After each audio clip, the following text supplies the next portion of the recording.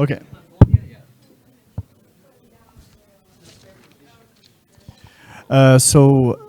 Good afternoon, everyone.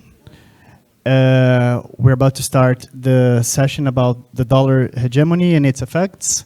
The first lecturer is not here today, Arjun Jayadev. And then I'm going to present very briefly Professor Mariana and Professor Franklin Serrano. Professor Mariana Aparicio Ramirez is a professor at the Center of International Relations at National Autonomous University of Mexico.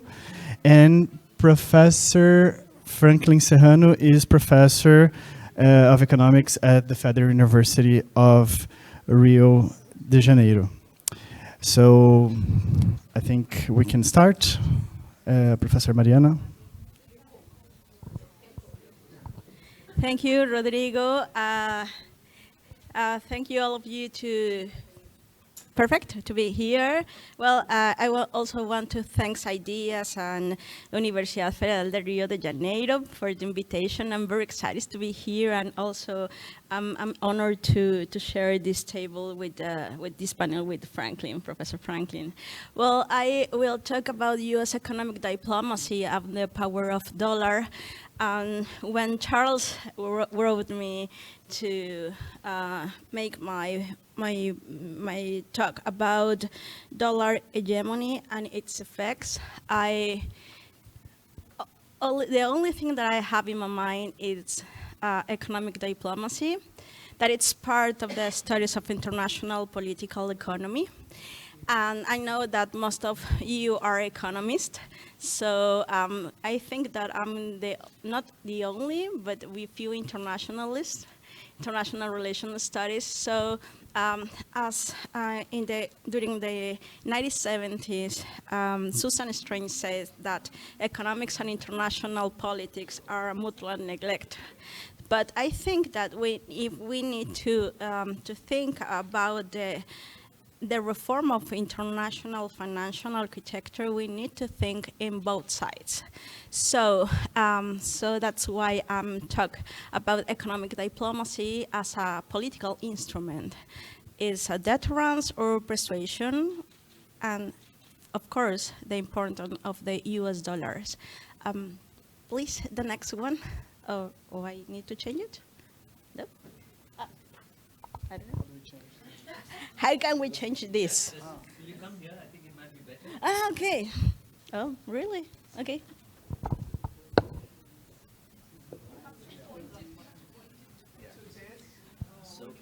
Oh, to this. Oh, my. Okay. Please.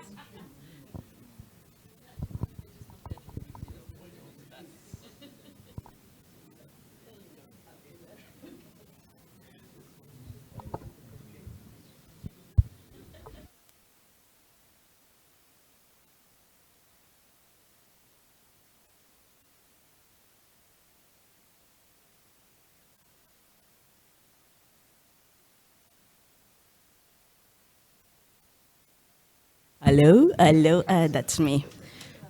It always happened to me. Doesn't matter where am I.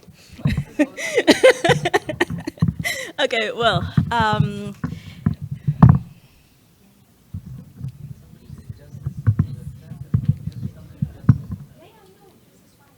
okay, perfect. So, when we think about economic diplomacy as a political instrument, Ogano Heimas described this, the use of political instruments to influence international negotiation in order to improve national economic prosperity. That's one part of economic diplomacy. And the other part is the use of economic instruments with the aim of increase a national political stability or national interest, pursuit national interest.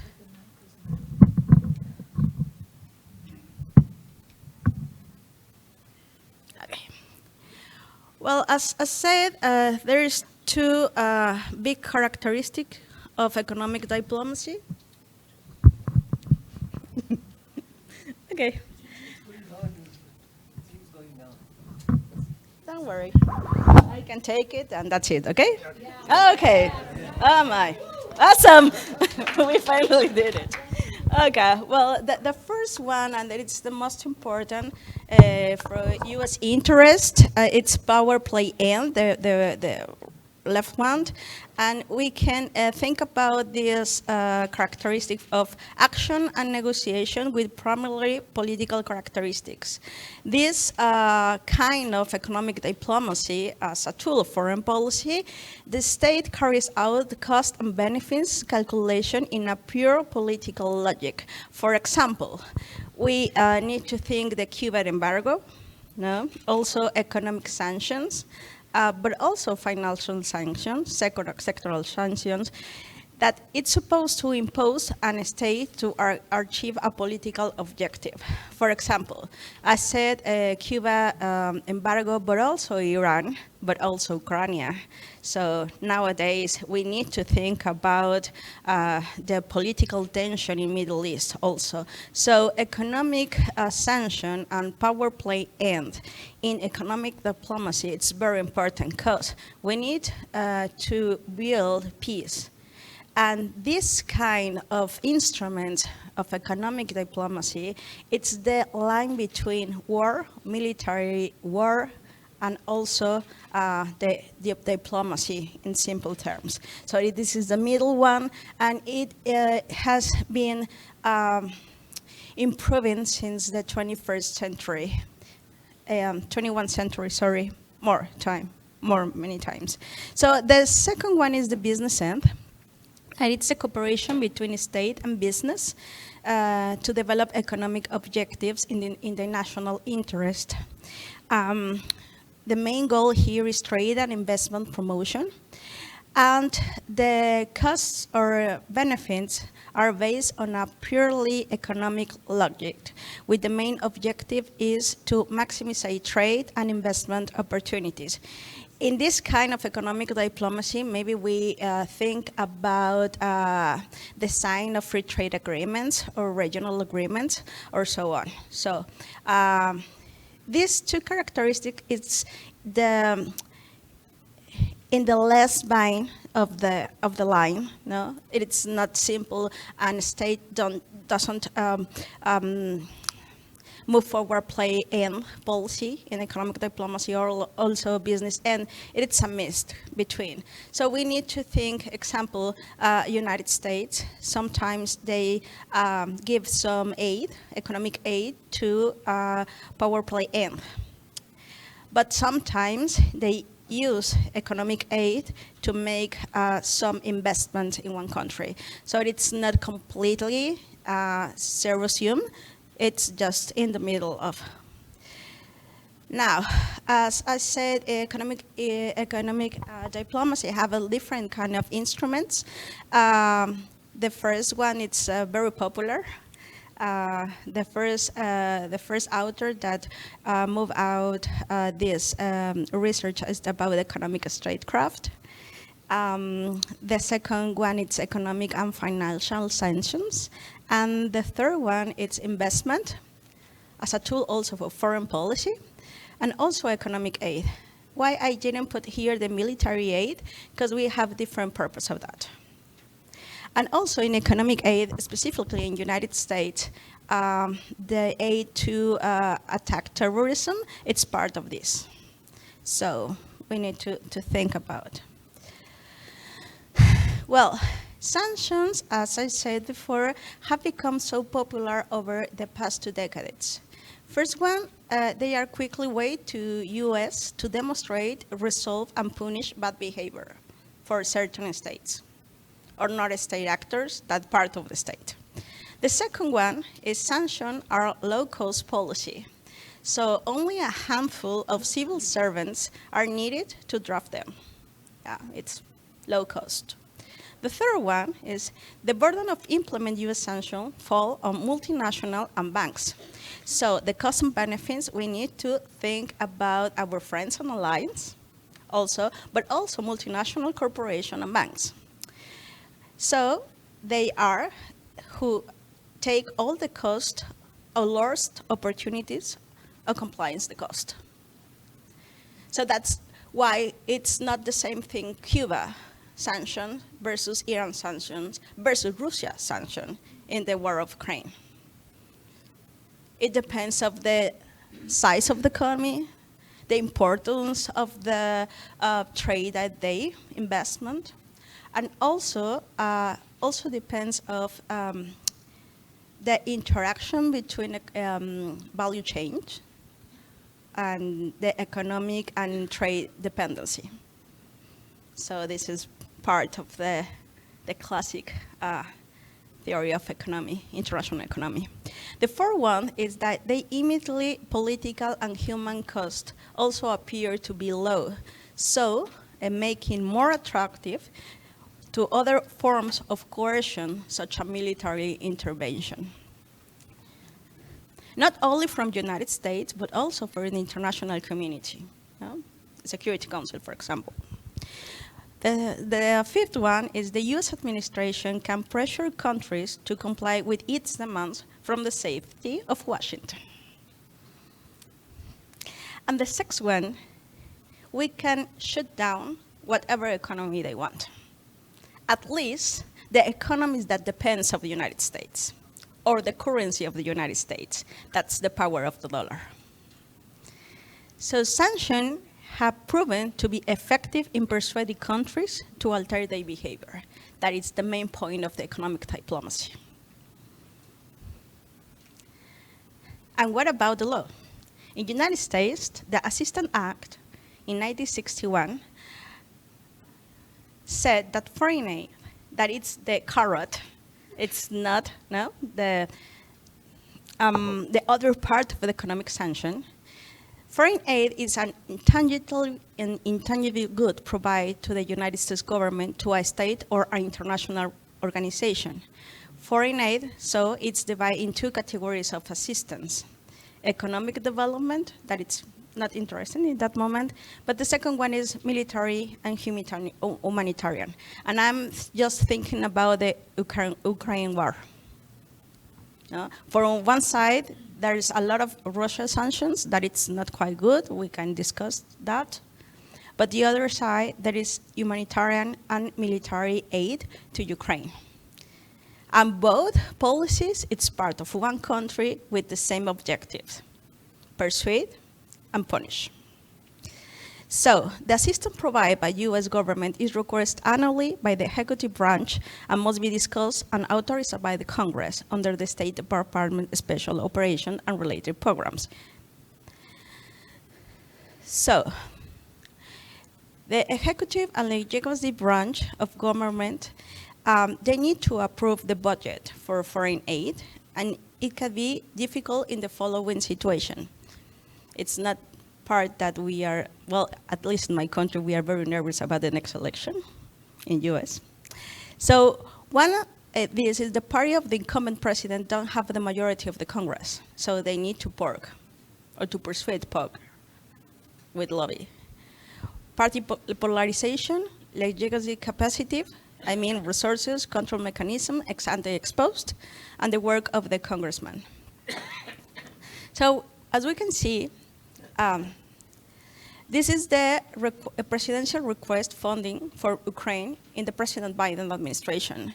As you can see, the 2021, there is just a few $1 million, and then they duplicate it in 2023, and so on in 2024, at least the first countries. So as I don't have enough time, I want to conclude my presentation with this question. Why is important to consider the instrument of economic diplomacy in the reform of the international financial architecture?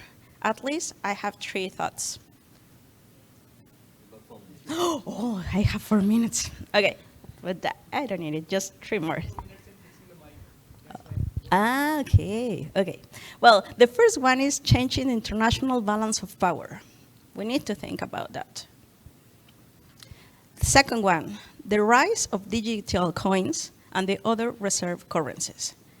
They give less power to the dollar. And the third one, sanctions work too well, but why decoupling from China will backfire, also from the United States. So this is my thoughts that I want to share with you. Thank you so much.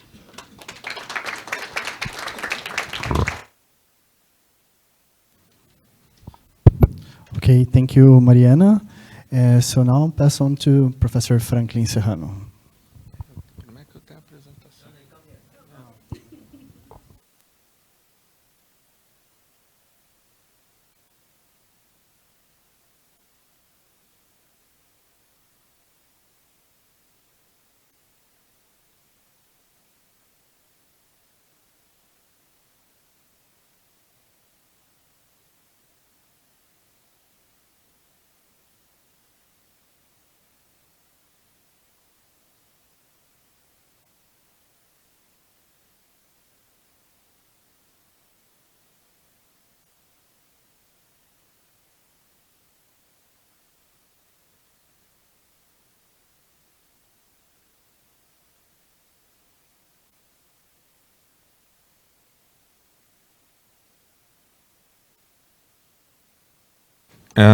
Can you hear me? Yes, okay.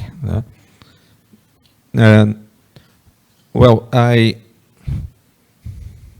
first would like to thank IDEAS and Mag and the people from UFRJ for inviting me here. It's a great pleasure to see again some of the founding parents of IDEAS, like Jayati, Chandru, Jomo, but I will make a protest. Tanjika is not here, and I am not happy with that. Okay, I miss him. I miss him intensely. He's our hero, and so I could not mention him. So I hope you lodge my protest against his absence. Now, the title of this talk is funny. So it's dealing with dollar shortages, which is the problems of the developing countries that are facing either foreign debt stress or open crisis and need restructuring, in what I call a dollar abundant world. But this session is also about the dominance of the US dollar. The first thing is that, please forgive there's a horrible mistake. It's dollar privilege, not dollar privilege. But anyway, my English is horrible anyway. First, the bad news. Dollar privilege is much more exorbitant than most people think. It's not a question just that, they get señoreage for the $100 bills that all the criminals in the world use. No, it's much bigger, much stronger. First, of course, means that the US since the early 70s is free from any kind of balance of payments constraint. And note that the US only fully liberalized capital flows in early 74, when it did not have any balance of constraints anymore. So this is a fundamental asymmetry about financial liberalization. Financial liberalization means dollar. Everybody needs dollar. Only one country has dollars. No? The second thing is that in this way, the Fed is the world's de facto central bank. Not only because it sets the basic interest rate, but more importantly, perhaps, it is the lender, and nowadays also buyer of assets, financial assets, because you need to do that nowadays, of last resort of the whole world.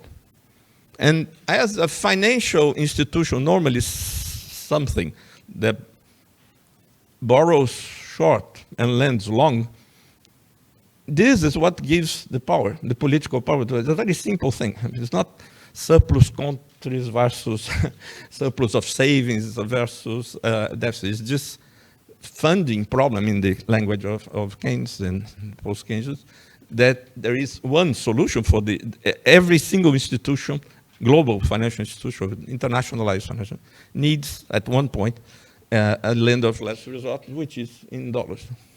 That's why the American financial dominance comes from that, from the monetary dominance that comes from political power, as was talked before. The second thing is, for reasons that I don't need to enter, the US still controls the so-called multilateral Bretton Woods institutions, and more recently increased the weaponization of, there has been increasing weaponization of the US dollar dominance through sanctions.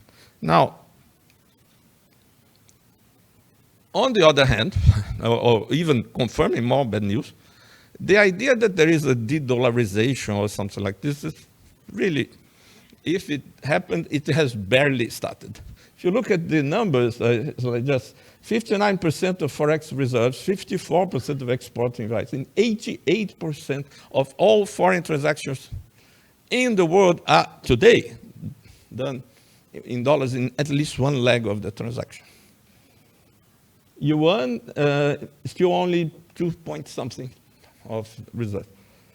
In general, increased internationalization of the Chinese currency has been at the expense of other currencies like euro, yen, not the dollar. Up to now, doesn't mean it can change. And many alternative schemes initiatives, especially in the truly multilateral ones, not dominated by either the US or nowadays by China. It's not really, a lot of them are not so multilateral, although the Chinese want us to think they are multilateral. It's entirely dominated by them, including the bank, the new development bank in a great extent. And there is also this very general tendency towards a sort of a G2 leadership of the world. Like the bargaining power of American allies has decreased relative to the US for a number of reasons, including the war. And the bargaining power of developing countries relative to China has decreased also, with a possible exception, perhaps of India, and that can be discussed. But in general, I don't think even India, but let's say with few exceptions. Now, let's turn to the good news, since I was very gloomy up to now. The good news is that in spite of all that, in the very complicated environment of free, mostly free capital mobility, etc., something very strange happened in the early 2000s, and that has not been reversed. An immense accumulation of foreign exchange reserves, not only in dollars, but mainly in dollars, by the central banks of developing countries, particularly the non-China ones. China is, of course, I'm not talking about China because it's too obvious. The problem is the rest of us. Very large, as you can see there. And nowadays we get to, what happened was the following. Since the early 2000s until recently, interest rates have been relatively low in developed countries. Many large developing countries luckily started to expand rapidly their internal markets. This increased drastically South-South trade. Of course, commodities also increased. I'm not discussing this aspect because I don't have time. And what matters to me, and I think it's a topic I began to look at because of Jomo, is the many developing countries improved drastically the quality of the management of these capital flows, the management of the old capital account, now the financial account. Many countries switched to dirty floating, very dirty floating exchange rate regimes. They set up sovereign funds. They repaid external debt with IMF and World Bank and other things in the early 2000s. And that also, there was an explicit policy of large accumulation reserves. These policies were not written any theoretical thing before. There was a reaction of the horrible second part of the 90s, but they were extremely successful. Many of these trends have continued, though less favorably, during the next decade until the pandemic. So this accumulation of reserves in these developing countries, which was much stronger, of course, in the middle income countries, not so much in the smaller countries, unfortunately. That's the problem. The problem we worried about is the ones that were left behind, so to speak, of this big wave. Not Brazil, not Mexico, not India, but some African countries and a few complicated cases like Argentina or Sri Lanka, etc. Which is the problem? Is the dollar shortages country? Only this. The others are not. Quite the contrary. Dollar abundant. We live in dollar abundant countries. Brazilians and other Mexicans and even Indians. Many developing countries, they had this virtuous circle. Large accumulation of reserves led to falling interest rate spreads. The market country risk fell. This stability led later to a drastic reduction of the so-called original sin. They started borrowing more in their own currency. Notice that they need less foreign currency and they have more foreign currency. So the situation is much more comfortable. Of course, very volatile, but much, much, much more comfortable. And also, the Chinese became a big foreign, later, the Chinese became a big foreign investors. And this was very important for FDI, and the special thing that matters to us is that China acted as a lender of penultimate resort for developing countries in dollars. So you did not have always to go to IMF. You could talk to the Chinese. And more recently, with the increasing internationalization of the yuan, it is a new lender of last resort in renminbi. This is a completely new situation. And of course, it helped developing countries to have a bigger bargaining power because you have somebody else that is a dealer in the drug you're addicted to, either dollars or yuan, at least that. Now, so the situation today, in terms of world foreign exchange reserves, is amazing. It's half of them are held by developed countries, which shows that since they accumulated a lot also, there's no really clean or free floating currencies. Otherwise, they wouldn't accumulate so much reserves, even the developing countries. Floating is always very dirty. The massive increase in the emerging markets there unfortunately, did not happen in the same way in the poorest countries. And the developing countries with foreign debt problems nowadays are very heterogeneous. There's no general shortage of forex reserves, but many have serious problems that have been discussed already. Now, the constraints on the growth of the low and middle income countries are of the two kinds. First, you need to have foreign exchange reserves. Second, you need to do something good with them. The problem is that fast-growing developing countries have both conditions. They are growing, and they have foreign exchange reserves. Some slow-growing developing countries, they have a lot of reserves, but for policy constraint, political institutional policy constraints, wrongly characterize the policy space. There's no policy space. It's just political institutional constraints, some crazy rules about fiscal or other policies. And they can't grow. Foreign debt stressed or debt crisis developing countries do not have one, so they cannot do two. But when they go to the multilateral lenders, they give you the money to stop the crisis, and then they forbid you to use the space that you supposedly acquired. So how to get out of that? Very briefly, because I ran out of time. Immediate thing, a new issue, that restructuring would be great, but only in the external foreign debt. Don't destroy the local.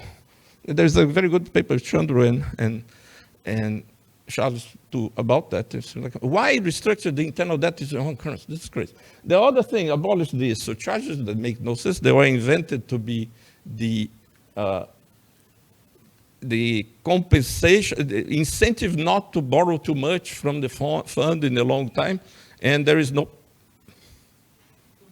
Okay, there is no. Why would anybody go to the fund if they had not already lost market access? And it's a really bizarre idea to do punishing interest rates if you stay too long in the fund, as if anybody goes to the fund because they like it. And the other thing, a new allocation of SDRs, as big as we managed to convince them, should be done immediately, instead of the idea of redirecting existing stock of SDRs through something like the so-called RST of the 24, because they come with conditionalities that are as bad as the other ones. So instead of using the free money, the sort of good quantitative easing for the poor, which is SDR, is the really good quantitative easing that is helpful for the poor countries, you lose it by putting all sorts of conditionality, even if well-intended conditionality, so to speak. It's the power dimension. Now, I would add to that a suggestion, just a suggestion. As the SDR are foreign reserves owned by each country in the proportion of their share in the IMF, each country that doesn't need foreign exchange should give the excess of the SDR relative to their requirements to friendly or the developing countries that need it. Why not? Why only big countries or big multinational institutions can help? We can. Brazil can. We would get about $15, $16 billion if we did a big SDR allocation as big as the last one in 21. We don't need that. We can. A lot of countries need our help. Now, this should be done. Just to finish, I promise to finish. What to do with this money? The simplest thing to do, which is also the best thing to do, would be that these countries simply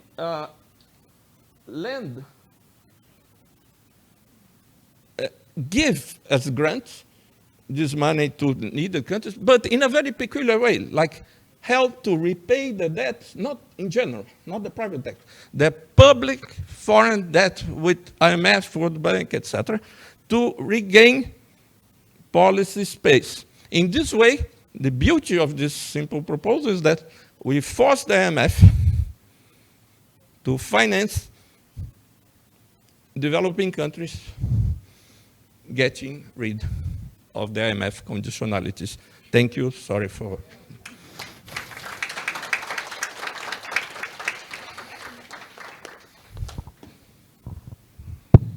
Thank you. Very interesting presentations.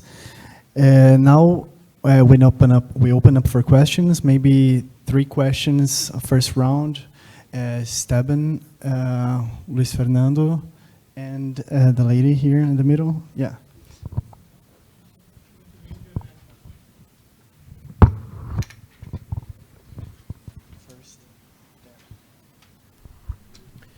Thank you for the very nice presentations. I have one comment or question for Franklin.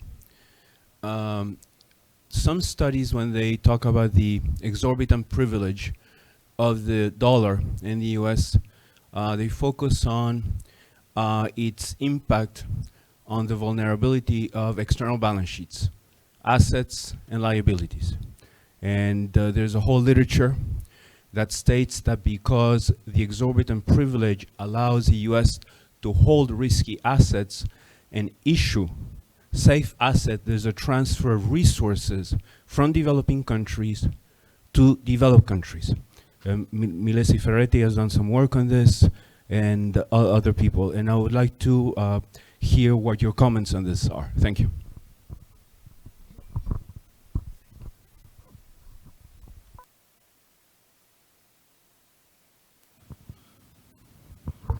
Okay, it's a question to Franklin. Thanks for the presentation. And we begin with a comment. Actually, there is a reduction in the original sin in emergent economies, but that is mostly for public sector, less to private sector, that the reduction in the indebtedness. But there is a new phenomenon that is called in the literature, that is the original sin redux, is a term of the BIS economists, that is the fact that there is an increase of the participation of non-residents in the domestic financial sector with position in domestic assets, that in periods like the COVID-19, they sold their position in local market. There was a huge devaluation of exchange rates. And for that, residents that had indebtedness, external indebtedness, they had a problem. So that's the nature of the external vulnerability has changed. This is one interesting point. The other is just to understand better.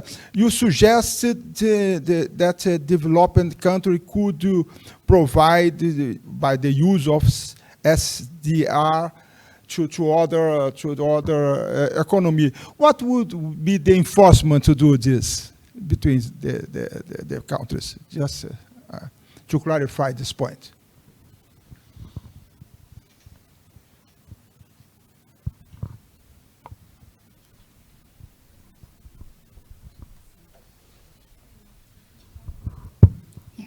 Thank you for the presentations. I have one comment and one question for Franklin.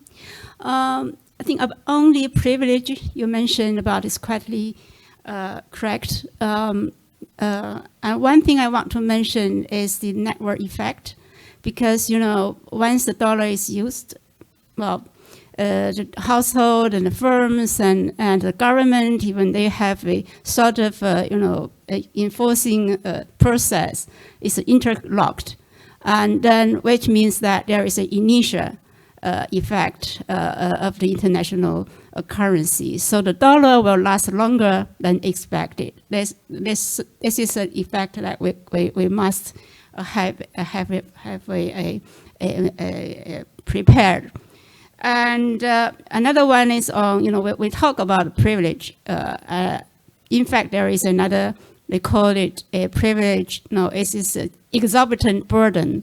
This is some American economists argue, because the dollar's role in international money market, there is a tendency of the currency to be overvalued, which is really bad for the export of the U.S. Donald Trump is just want the dollar to depreciate, but before, but now maybe in the next term.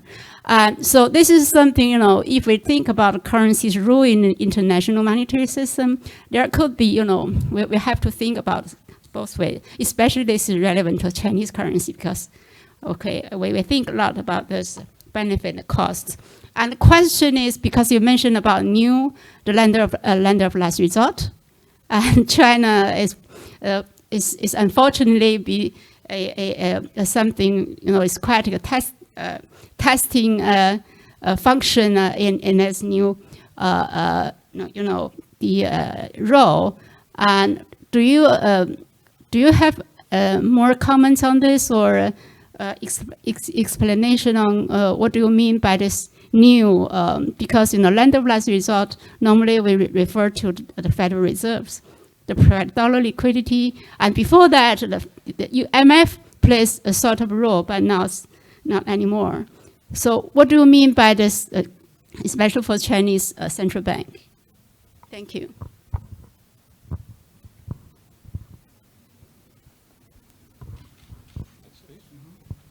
Just one quick question for Mariana. Okay, one more question.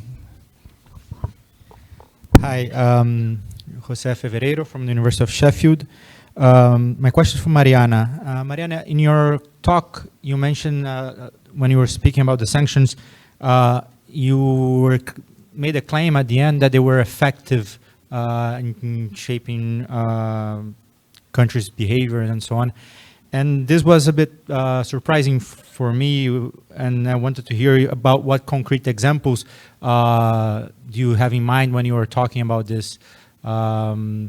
Yes, because in terms of regime changes, it's like when you think about Cuba, Venezuela, Russia, and so on, it hasn't worked at Iran. So I was wondering what you had in mind when you were making that claim. Thank you very much.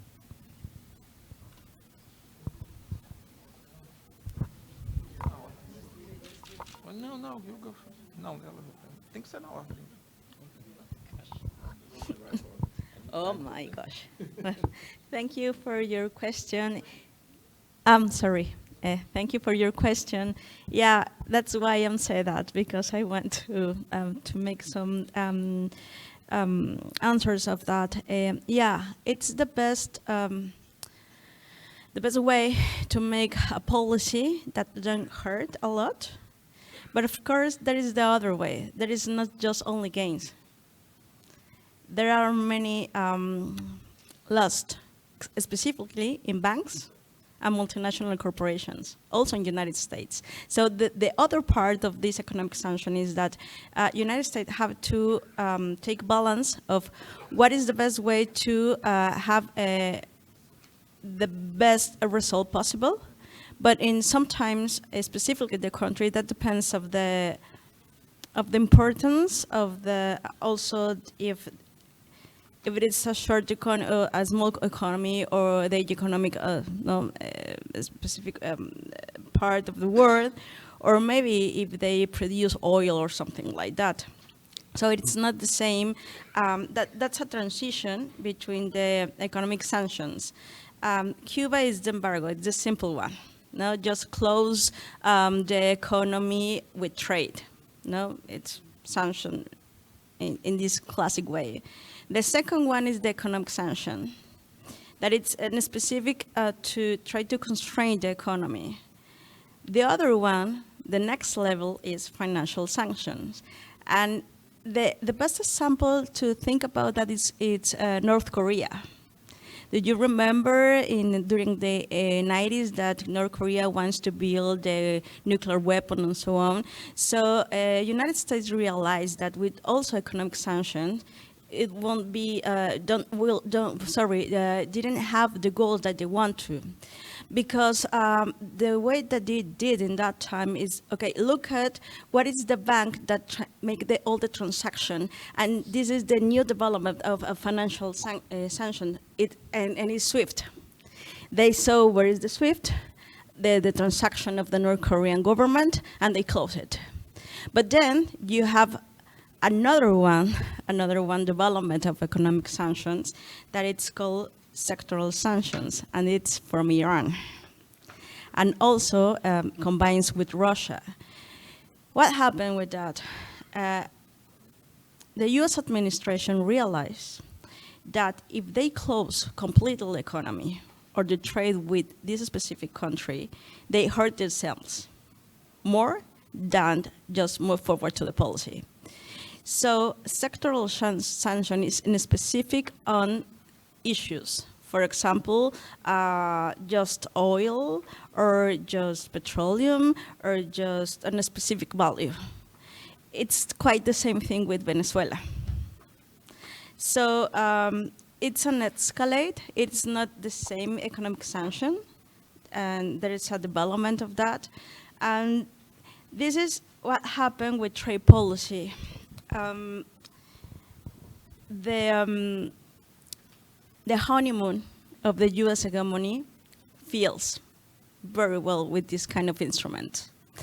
So the perception of global power, there is an interest democracy index that point out that China, Russia, has the same perception, the good perception, like United Nations, European Union, and United States. So it's important international relation, the confidence. So we know in the different kind of world that there's many possibilities. And one specific thing, why do you think that Obama administration in that time calls about multilateralism? And also when Biden won the US presidency? Because the crisis of his hegemony, and because no one powers want to take that. There are many costs to be a hegemon in international regime. And now we don't have that in this reform of international regime architecture. So it's very interesting of that, because power, soft and hard, it's important, not only economics.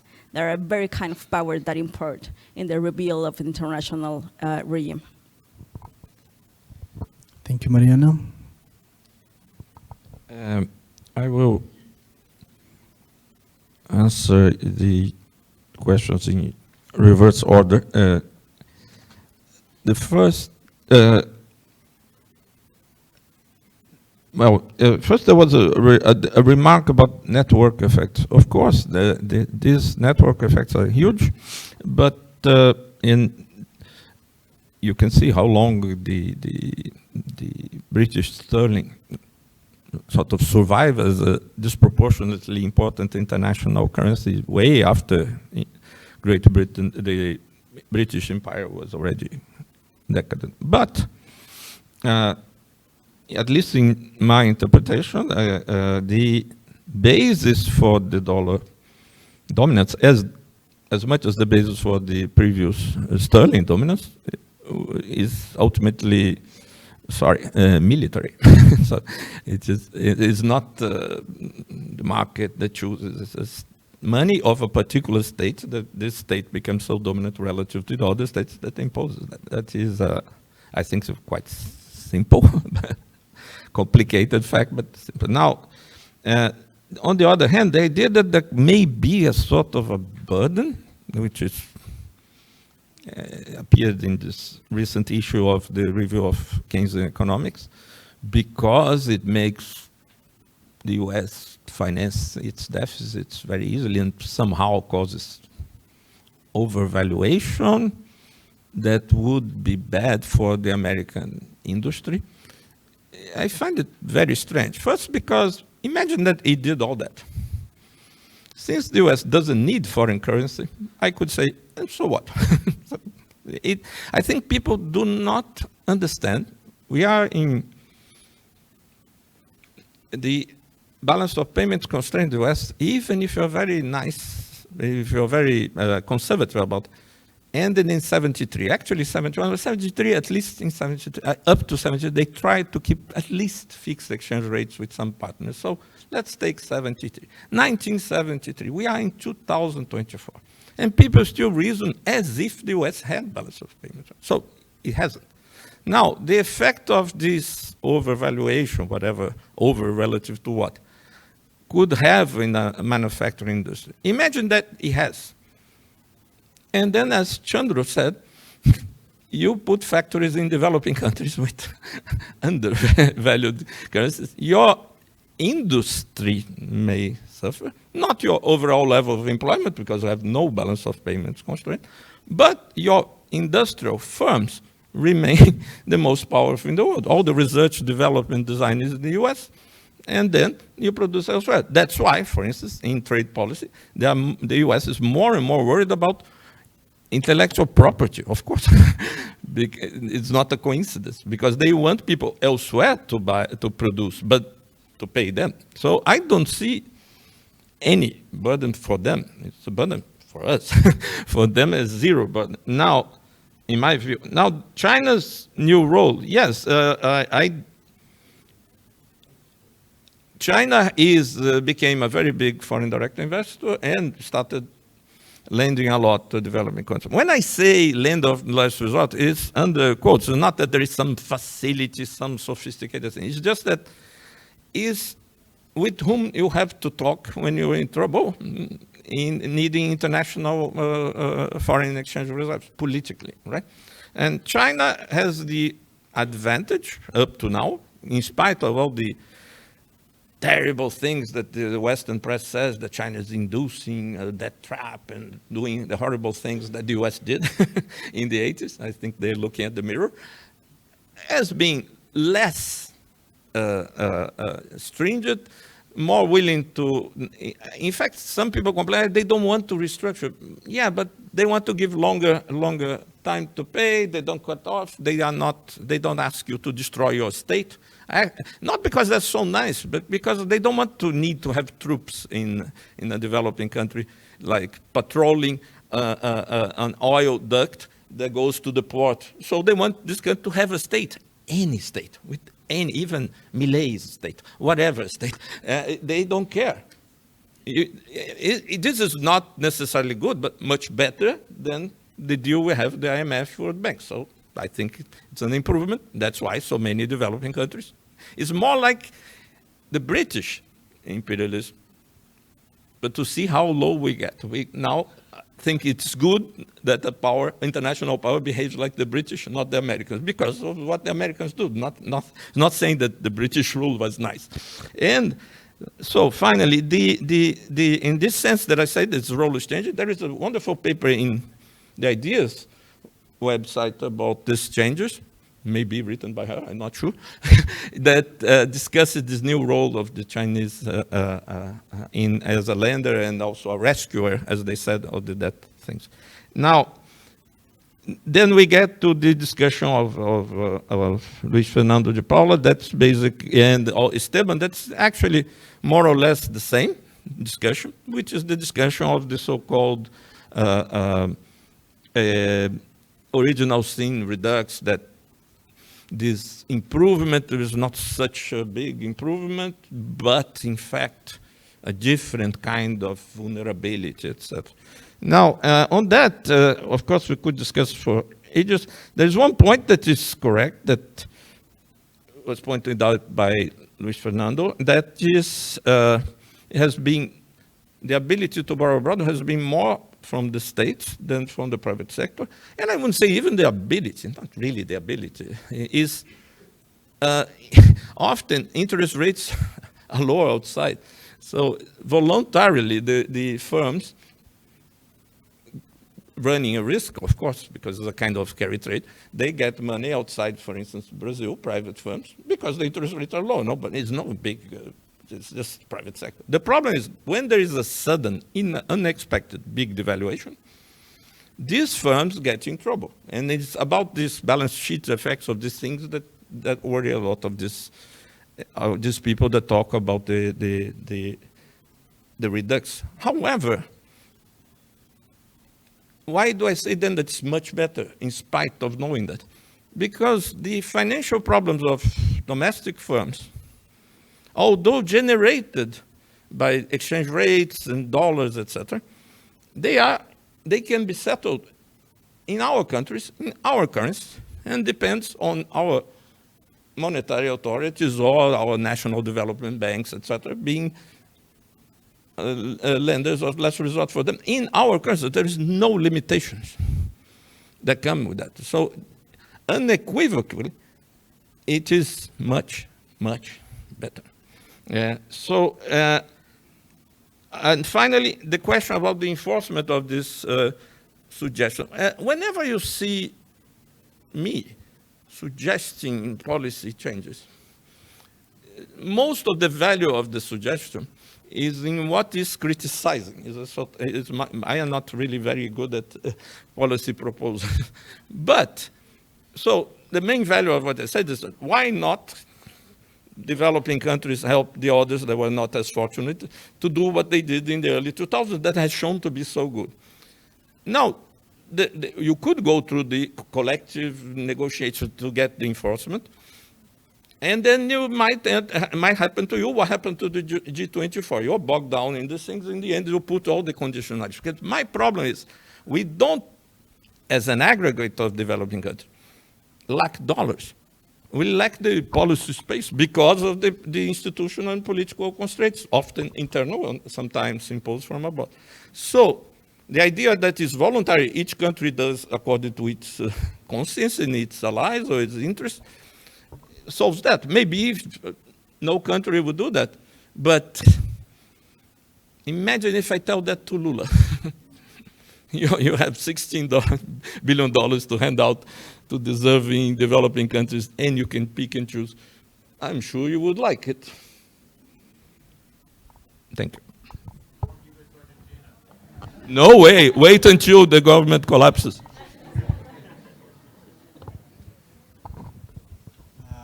Well, we still have 5 minutes before that's it. Okay, so we can go to yeah. So we can go to the lunch break. We're back. Thank you.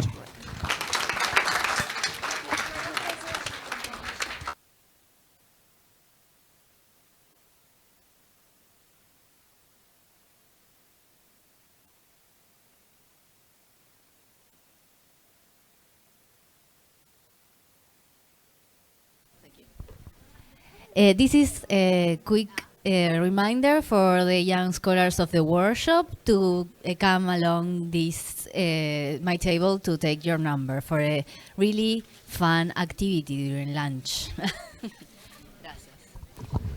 We come back we start at 2:15, so we come back a little before that.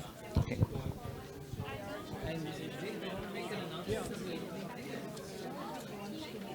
Don't make me make it. Okay, so tell me that I might make